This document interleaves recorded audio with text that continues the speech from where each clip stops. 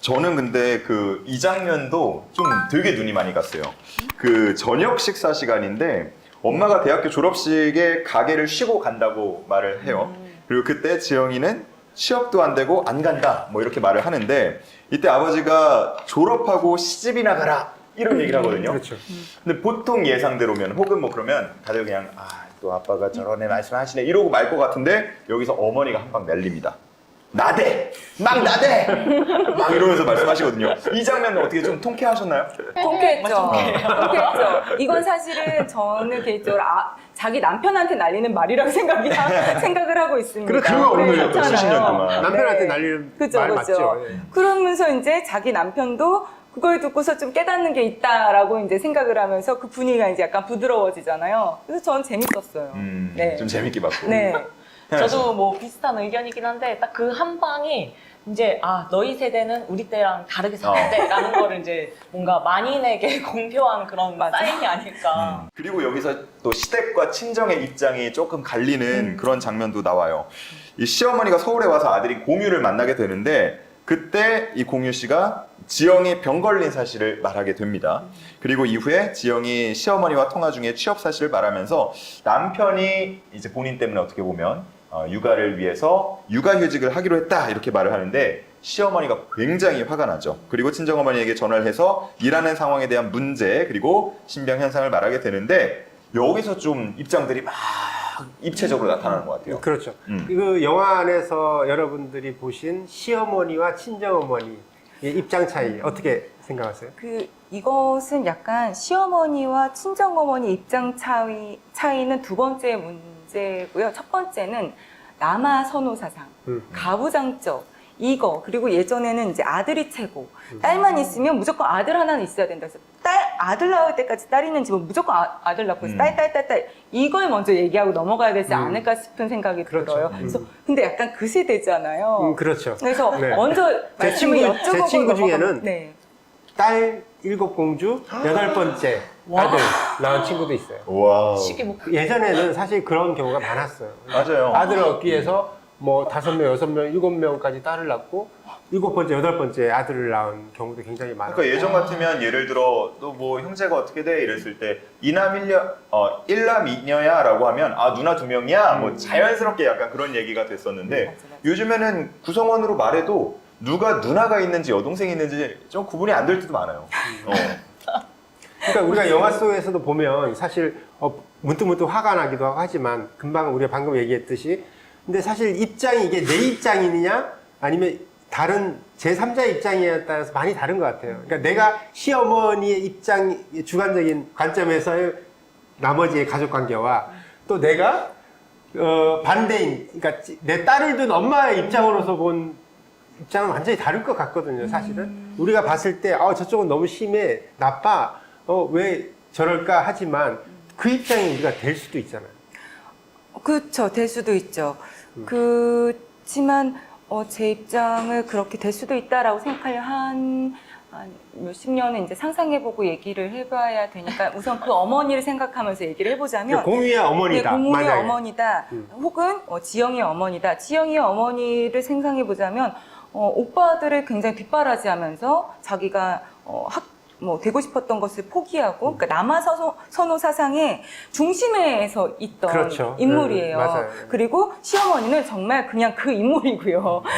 근데 그 중에서 이 어머니, 지영이 어머니 좀 점점 깨어난 인물이고 내 딸만은 그렇게 살지 마 이런 어머니고 그리고 자신도 아들이 있지만 그렇게 아들을 대하지 않고 하지만 이 시어머니는 정말 아들은 그렇게 아들은 무조건 이렇게 대해줘야 되는 어머니고 약간 이 세대는 약간 시점이 이렇게 갈라지는 시점, 변해가는 시점의 세대. 그리고 여기 세대는 이제 변한 세대, 잘 모르는 세대죠. 그리고 저는 그걸 느끼면서 지금 시점에 걸려있는 82년생 그 세대. 그렇죠. 그래서 네. 저는 약간 어떤 느낌이냐면 그냥 그 입장만 두고 얘기하자면 그냥 느끼는 대로 영화에서 느끼는 대로 당연히 팔은 안으로 굽는다라고 밖에 얘기할 수 없을 것 같아요. 네. 정말 보면 우리 현아 배우님은 MZ 세대잖아요. 그렇죠? MZ. MZ 세대. MG라고 하는데 사실 제가 MG인지 모르겠어요. 원래 중간- 원래 X세대는 X세대를 모르듯이 그 중앙에 계신데 그 방금 말씀하셨듯이 그 부분을 생각했을 때 젊은 세대에서 보는 관점은 어떤 것 같아요? 저는 사실 그냥 딱 영화를 봤을 때 시어머니가 지영이한테 그렇게 못하나? 라는 생각이 조금 들었어요. 조금 지영이 예민하게 받아들인다. 오히려 지영이가 엄마한테 사랑을 너무 많이 받아서 그 사랑을 시어머니가 똑같이 주지 못하기 때문에 조금 서운함을 더 강하게 느끼는 게 아닌가? 약간 그런 생각도 좀 들었고 여기서 조금 이제 그 영화상에선 그렇게 부각이 되지 않았는데 신우이가 와서 이제 계속 밥을 하잖아요. 지영이가 일을 하잖아요. 그렇죠. 근데 신우이가 자기 조카를 주려고 선물해 주려고 막 뭘 잔뜩 사갖고 온단 말이에요. 근데 이 부분을 다시 생각해보면 요 근래 그런 신우이를 저 거의 못 봤거든요. 자기 또 그런 걸 보면은 그 지영이가 조금 예민한 걸 수도 있다. 저는 약간 그냥 그렇게 생각이 들더라고요. 그리고 좀 불만이 있으면은 좀 뭐 애교를 부린다던가 어머니한테 가서 어머니 좀 힘든데 저 잠깐만 누우면 안 돼요? 같이 하면 안 돼요? 뭐 이런 식으로 그게 바로 MG, 이제 MG 맞아. 그렇다는데 뭐 영화는 사실 해석하기 네. 나름이고 아니, 받아들이는 사람 나름이니까. 지영이 왜 이렇게 억눌려 살았죠? 왜 그래? 보는 82년생 김지영에서 보는 그 김지영은 지금 우리가 얘기하고 있듯이 좀 그런 성격이 못 되잖아요. 네. 맞아요.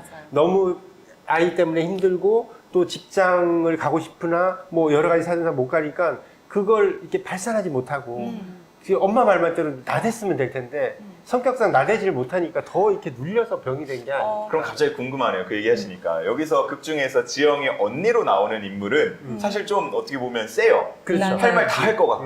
만약에 그 극 중에 언니가 결혼을 했다면 할 말 다 할 수 있었을까요? 결혼을 못 하지 않을까? 여기서 뭘 보여주냐면 이 시대의 여성이 어떻게 살 수밖에 없는지 여성이 어떻게 비춰지는지를 보여줘요. 그래서 첫째는 시집을 안 간 걸로 설정을 하고 둘째는 맞아. 시집을 가서 억눌린 걸로 설정을 하고 막내 아들이고 뭐 이렇게 설정을 하고 회사에서 난리가 났잖아요. 몰카 사건으로. 그렇죠. 그래서 3층에는 가지 말아서 알고 보니까 회사에 몰카가 설치돼 있었어요. 그것 때문에 난리가 한번 나서 지영이가 한번 아이가 지하철에서 응가를 해가지고 지하철 화장실 갔는데 그 트라우마 때문에 맞아요. 화장실을 못 가요. 맞아요. 그게 현재 우리가 여성이 처한 이 사태를, 현실을 보여주고요. 두 번째는 이 여성이 또, 스토킹 그 학창시절에 웬 남자가 이렇게 쫓아왔는데 아빠가 그러죠. 과거를 회상할 때. 그러니까 옷을 좀 단정히 입고 다니지. 근데 그게 교복 입었거든요. 그렇죠. 앞서서 우리가 한번 얘기를 하긴 했는데 어떻게 보면 이 장면에서 눈물 흘린 분들도 참 많으실 것 같아요. 친정엄마가 이 지영이의 소식을 듣고 집을 찾아갔습니다. 근데 여기서 한 번 더 빙의가 돼요. 외할머니로 빙의가 돼서 어떻게 보면은 본인의 어머니를 위로하고 좀 따뜻한 말을 건네기도 하고 이런 부분이 나오는데 엄마는 굉장히 충격받은 표정이거든요. 이 장면 어떻게 보셨어요? 전 울었어요. 정말로. 근데 제가 이 영화를 저희 엄마랑 같이 봤거든요. 저희 어머니가 우시더라고요. 저는 그냥 그럴 수 있겠다. 근데 지영이는 어떻게 저 엄마의 저 사연을 다 알고 저렇게 빙의가 돼서 얘기할까? 진짜 귀신이 씌인 건가? 아니면은 어디서 주워들은 거를 저렇게 아까 말한 것처럼 연기할 수도 있다 했잖아요. 그걸 저렇게 풀어서 얘기를 하는 건가? 이렇게 생각을 했는데 어머니가 그 얘기를 하신 적이 있었어요. 내 엄마, 그러니까 저희 외할머니가 이 시집살림을 하면서 이제 시댁에서 너무 구타도 많이 당하고, 어이구. 네, 막 아니 전 도끼만행 사건이 저기 판문점 그 근처에만 있는 줄 알았는데 저희 할머니가 그걸 당하셨더라고요. 시댁에서. 엄마가 그걸 생각하면 아직도 막 손이 막 부들부들 떨리고 하는데 내가 너무 어렸을 때고 그때 엄마를 지켜주지 못한 게 너무 한이 된다 그런 얘기를 하시길래 이게 확실히 이게 살아온 환경과 내가 겪은 게 어떤 거냐 또 뭘 보고 자랐냐에 따라 오는 반응이 다르구나. 이제 결국은 지영이에게 모든 상황을 얘기를 할 수밖에 없게 됐습니다. 그래서 모든 상황이 이해가 되면서 또 수긍하기 시작하는 지영이가 나오는데 본인의 병을 본인이 가장 늦게 알았는데도 현실과 마주하면서 하나씩 정리해가는 모습이 나옵니다. 아까 우리가 초창기에 처음에 왜 지영이에게 말하지 않았을까 했지만 공유가 자기의 방법으로 나름 굉장히 뭔가 어레인지를 해보려고 하다가 이제 얘기를 하잖아요. 그런 얘기를 현아님은 일단 증거물을 가져오면 증거 역시 MG야. 증거물 내놔. 그래서 바로 영상을 보여주잖아요. 보여주면은 사실 또 다른 나한테 재능이 있는 건가요? 근데 저는 완벽하게 이거를 공감한 적이 있습니다. 아 그래요? 네. 제가 사실 술을 취하면 아 남들이 보면 술 취한지 몰라요. 너무 정상이야. 빙이네. 네, 너무 정상이라서. 근데 저는 진짜 기억이 한 개도 안 나거든요. 얼굴 색깔 하나도 안 변하고. 하나도 안 변하고 행동 완전 똑바로 하고 걸음걸이 하나 안 흐트러지고 그래요. 저런 사람 무서워. 어느 날 한 친구가 찍었어. 찍었어. 영상을 보여줬어요. 우와! 진짜 너무 정상인 거예요. 아마 그때 그런 마음이 아니었을까. 내 지영의 마음을 알았다니까요. 자, 이제 마지막인데 우리가 오늘 뭐 일일 게스트도 그렇고 일 매니저님도 그렇고 또 명색이 배우 아니십니까? 그럼요. 배우죠. 배우로서 아마 이 영화를 보면서 나도 빙이 연기 잘할 수 있다 이런 생각 한번 했지 않았을까? 과연 그랬을까요? 저는 그런 생각이 들거든요. 안 했어요. 안 했거든요. 안 했어도 또 기다리시는 분들이 많습니다. 네. 오늘 각각 하고 가셔야 되니까 누군가로 빙의를 하는 거는 자유예요. 두 분의 선택인데 빙의를 해서 뭔가 자신 혹은 이 시대를 살아가고 있는 여성 또 다른 김지영에게 해주고 싶은 얘기가 있다면 어떤 얘기들을 해주실까요? 정말 갑자기 하기 싫다. 먼저 우리 MZ 세대부터 하고 역시 짱. 어려운 거. 네. 제가 먼저 가도록 하겠습니다. 네. 어머 너무 좋다. 기대돼요. 저는 1800년 중반에 태어나신 할머니로 돌아가겠습니다. 1800년.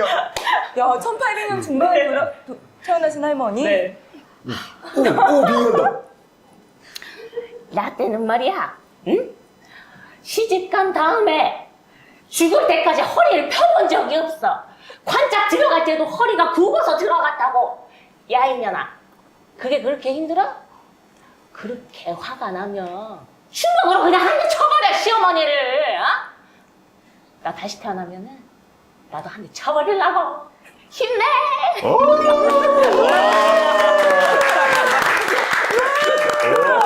대박이다. 와. 이야. 그러니까 너 좀 더 표현해. 이런 얘기를 조언을 해주고 싶은가 봐요. 그죠? 그렇죠. 지영이 언니. 그걸로 한번 해줘. 온다. 이거. 온다. 이거 유행할 것 같아. 대박이다. 야, 난 어차피 글렀어. 근데 솔직히 좀 부럽긴 해. 나도 혼자 있어 보니까 좀 외롭더라고. 혹시 시댁에서 너한테 해코지 하잖아? 나한테 얘기해. 난 어차피 글렀거든. 오. 자, 다음 당첨의 캐스팅 갑니다. 잘한다. 자, 신현아 씨의 캐스팅. 자, 와. 90년대생은 신현아 씨로 갈게요. 이제 쏟아지는 거 아니야? 쏟아지는 거 아니야 이제? 네. 아니, 그게 아니라 90년대생은 캐스팅을 이제 신현아 씨로 간다. 뭐 광고 홍보하고 있습니다. 광고 홍보. 이제 홍보로. 너무 좋다. 확실히 저는 배우분들을 만날 일이 그렇게 많지 않으니까 너무 놀라워요. 어머. 대박이다. 대박이다. 저는 그냥 김지영, 이 80년생 김지영 애들한테 그냥 공감되는 얘기할게요. 친구한테. 그냥 공감되는 우리 친구들한테. 지영아, 결국 너도 하고 싶은 일 하면서 이제 작가 일을 하게 되었잖니? 앞으로 모든 아이들이 이제 경력 단절은 없을 거고 자기가 하고 싶은 일을 하면서 이렇게 살게 될 거야. 자, 힘내고 앞으로 미래 인간들을 결혼하지 않게 될 거야. 그러니까 너무 지금 순간을 힘들다고 생각하지 않았으면 좋겠어. 자, 우리 모두 힘내자. 화이팅! 네. 자, 이렇게 두 분의 또 빙의까지 들어봤습니다. 자, 이제 마지막으로 시청자 퀴즈 시간인데요. 문제를 잘 듣고 댓글로 정답을 달아주시면 저희가 추첨을 통해서 기프티콘도 드립니다. 자, 오늘 저희 주제가 82년생 김지영이라는 영화였죠. 이 영화와 관련이 없는 단어 한 가지를 골라주시면 되겠습니다. 1번 산후우울증, 2번 가부장제, 3번 미래인간, 음. 1번 서로 우울증, 2번 가부장제, 3번 미래인간입니다. 네. 자, 정답 아시는 어렵지는 분은 않네요. 네, 정답 아시는 분은 댓글로 달아주시면요 저희가 기프티콘 또 듬뿍듬뿍 드리니까 많이 참여해 주시기 바랍니다. 네. 자, 이렇게 오늘 신의스토랑에서는 영화 82년생 김지영을 만나봤는데요. 여러분은 어떻게 보셨는지 모르겠습니다. 신의스토랑 오늘 영업은 여기까지고요. 네, 오늘 두 분 너무 감사드립니다. 감사합니다. 네, 또 다음에 기회가 되면 또 와주시기 바라겠고 오늘 저희 영업은 여기까지 하겠습니다. Cheers! Cheers, cheers. 치얼스. 치얼스. 진짜 알콜 들어.